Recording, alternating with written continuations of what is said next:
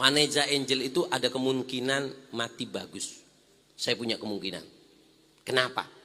Ini kalau kita mau masuk, kita bahas bab Vanessa Angel mimbabi dzikru mahasinil maut. Udkuru mahasin mautakum. Sebutkan kebaikan orang yang mati di antara kalian. Walaupun jelek, carikan satu alasan untuk dia jadi baik. Tadi tidak saya mengatakan jadikan idola ya. Bukan. Ada kemungkinan dia itu matinya baik. Kenapa Beb? Kan dia artis Beb. Nggak pakai kerudung. Ini ada cerita Pak. Mirip persis sama ini ceritanya. Beda setong reng bini. Ini yang cerita Habib Umar ini. Yang cerita Habib Umar ini. Makanya saya bilang ada kemungkinan dia mati baik. Mukanya terang. Mak bisa Beb. Dia tukang zina. Bisa. Jangan meremehkan Mak. Belum tentu. Terkadang orang seperti itu tuh matinya husnul khotimah loh. Daripada kadang ada orang yang cadar-cadaran keng termaleter del mangendel bisa aja. Jangan. Makanya jangan kamu merasa baik. Intinya itu dalam kematian. Habib Umar pernah cerita. Dulu beda setong reng bini noksen. Akhirnya apa? Si perempuan ini seorang perempuan dalam tanda kutip pelacur mati. Orang kalau zina sekali itu amalnya 70 tahun habis Pak. Habis. Akhirnya apa? Dia mati. Ketika mati ada seorang kiai. Ada seorang kiai mimpi seorang pelacur. Dalam keadaan indah di kuburannya Pak. Bak Tuan Putri glowing, angkui emas pakai putih-putih indah duduk di kerajaan. Ngejit si nyaman ke. Aku. Kok bisa kamu jadi Tuan Putri di kuburan? Padahal kamu itu pernah melakukan perzinaan noksen. Yai, jangan kau panggil aku noksen lagi. Panggil aku bidadari Angel. Kenapa kamu hidup enak di kuburan? Bukannya kamu pernah berzina? Berzina itu menghancurkan amal kamu 70 tahun. Kamu gak sampai umur 70 mati. Dari mana amal kamu? Dijawab sama si perempuan ini yang hampir berzina ini. Seorang berzina. Iya, saya 40 hari ya Allah. Mulai ujung kaki bitang cetak neka buk bi malaikat apa boleh setengah. Aduh. Buk bi malaikat sakit kiai.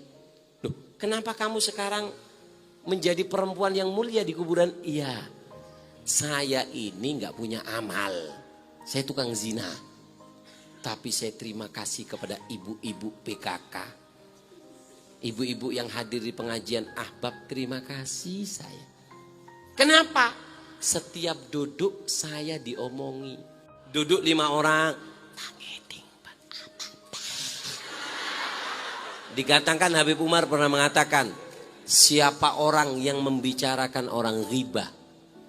Riba itu nyebut kejelekan orang yang memang ada di orang itu. Itu namanya riba. Kalau nyebut kejelekan orang yang gak ada pada dia, itu fitnah riba. Kalau nyebut kejelekan orang yang gak ada pada dia, itu fitnah. Allahumma shalli ala Muhammad. Akhirnya apa?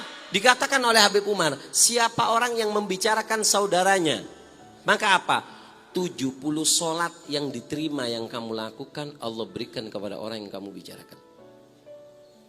70 sholat yang diterima.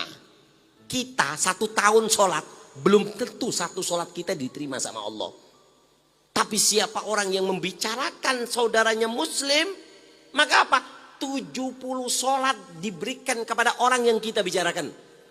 Jadi saya kiai, ada ibu PKK 10 orang ngomongkan saya, 70 dikali 10 berapa? 700 sholat saya dapat. 20 orang kiai ngomongi saya, dapat kiriman dari malaikat apa? 700 kali 2 berapa? 1.400.000.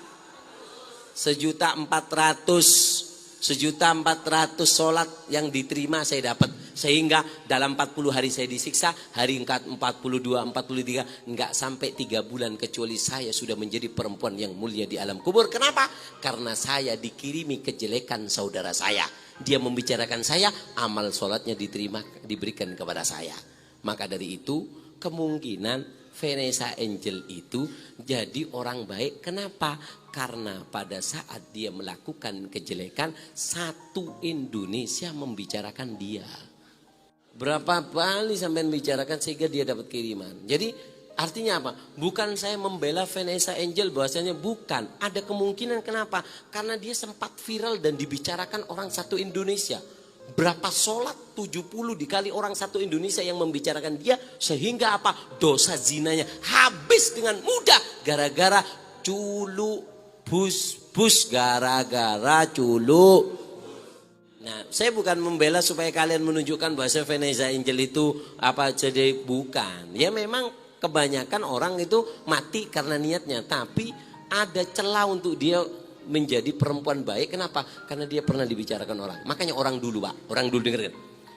Orang dulu itu kalau diomongi orang terima kasih. Ada satu kiai, Melikum kiai. Kumlam jong.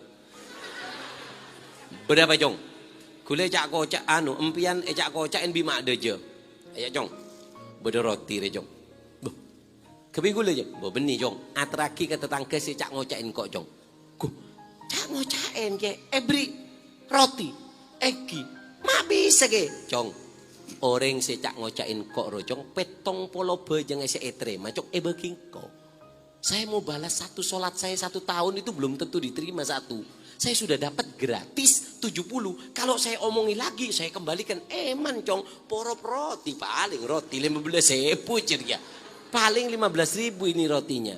Akhirnya besoknya diomongi lagi, kiai masih diomongi lagi sambian. Apa kata kiainya? Cong, ambilkan anggur sama kasihkan. Kiai bersembian. Arah apa cong? Ambilnya cak kocain. Mohon pas cak kocain beri anggur gula terogi ya cak kocain sembian. Apa kata kiai? Cong, setiap dia ngomongin saya 70 salat dia diberikan kepada saya. Makanya mulai sekarang kalau sampean diomongi orang, angkat tangan, alhamdulillah. Habib Umar pernah mengatakan, jika Allah mencintai seseorang, Allah akan jaga lisannya untuk berbicara yang jelek dan akan dihiasi dengan zikir. Kalau tandanya Allah cinta.